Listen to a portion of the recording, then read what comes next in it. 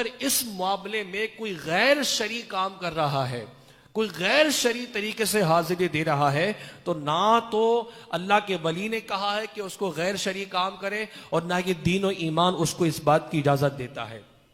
مثلا بعض لوگ مزارات پہ حاضری دیتے ہیں تو سجدہ کرتے ہیں، لٹرلی سجدہ کر رہے ہوتے ہیں، حقیقی طور پہ سجدہ کرتے ہیں، چوکٹ کو چومنے والی بات نہیں ہے، سجدہ کرتے ہیں۔ ہم ایسی گمراہی کا اور اس طرح کے ناجائز کام کرنے والے کا بالکل علل اعلان اس بات کو کہتے ہیں کہ بھئی ان کا نہ تو دین سے تعلق ہے، نہ ہی اللہ کے ولی نے ایسا کچھ کہا تھا، اور نہ ہی اسلام اس بات کی اجازت دیتا ہے۔ سجدہ اللہ کو کیا جائے گا،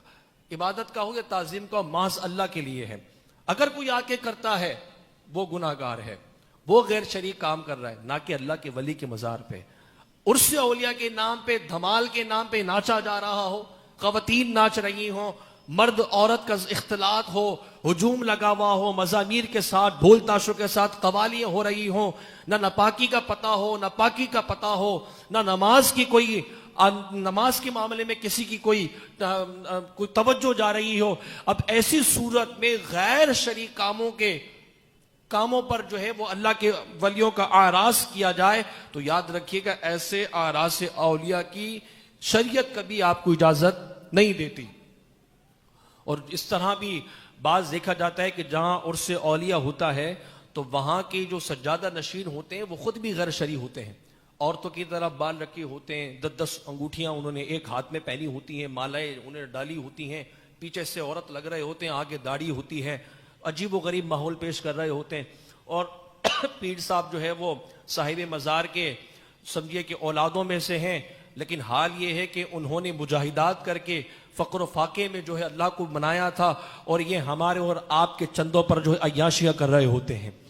عرس کے نام پر جو بدماشیاں یہ لوگ لگاتے ہیں، عرس کے نام پر جس طرح کے یہ میلے سجاتے ہیں، یاد رکھیے گا شریعت اس بات کی کبھی اجازت نہیں دیتی۔ آج ہم بھی تو ایک اللہ کے ولی کا عرس منا رہے ہیں نا، حضرت سید معصوم شاہ بخاری رحمۃ اللہ تعالی علیہ کا، آج بھی تو ہم عرس میں ہیں۔ یہ بھی تو عرس کا ایک طریقہ ہے کہ قرآن پڑھا جائے، وہاں بیٹھ کر اللہ اس کے رسول کی بات کی جائے، نعت خوانی ہو، درود کریم کا وظیفہ ہو، اللہ کے ذکر کا وظیفہ ہو، یہی تو وہ آراز اولیاء منانے کا طریقہ ہے۔ آج جو مروجہ طور پر ہمارے ہاں عرس اولیاء کے نام پر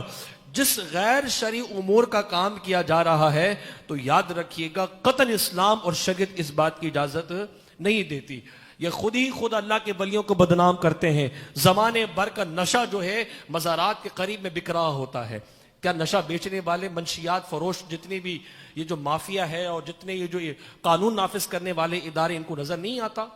کہ ایک صاحب مزار، اللہ کے ولی کے مزار کے قرب میں کیا کچھ نہیں ہو رہا؟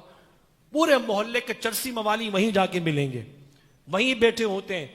دنیا بھر کے منشیات وہاں بک رہی ہوتی ہے، اور آراز اولیاء کے نام پر تو کھلا نشہ کیا جا رہا ہوتا ہے۔ سمجھتے ہیں کہ شاید ہم نے اللہ کے ولی کے نام کی مالا جپ لی ہے، اب ہم سے کوئی پوچھنے والا نہیں ہے۔ یاد رکھیے گا جن کے نام پر آپ غیر شرعی امور یہ کر رہے ہیں نا، مرنے کے بعد یہی آپ لوگوں کا حساب لیں گے اللہ کی بارگاہ میں۔ انہوں نے گرمان پکڑ کے کہا کہ تم نے میرے مزار کے قریب ہو کر میرے نام اور میرے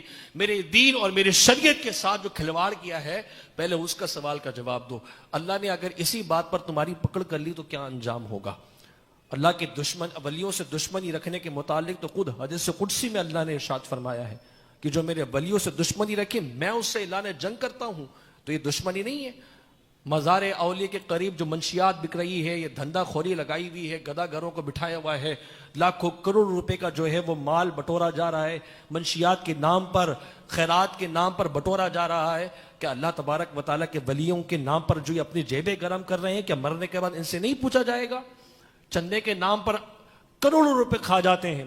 اربوں روپے سالانہ جو نام پر لوگ نذرانے کے ڈالتے ہیں، ان کا کوئی پرسان حال ہی نہیں ہے، ان کا کوئی پوچھنے والا نہیں ہے۔ اب یہ ہماری عقیدت کے نام پر جس طرح کی عیاشی اور بدماشیاں لگائی ہوئی ہیں، اس بات کو یاد رکھیے گا، نہ تو دین اس بات کی اجازت دیتا ہے، نہ شریعت اس بات کی اجازت دیتی ہے۔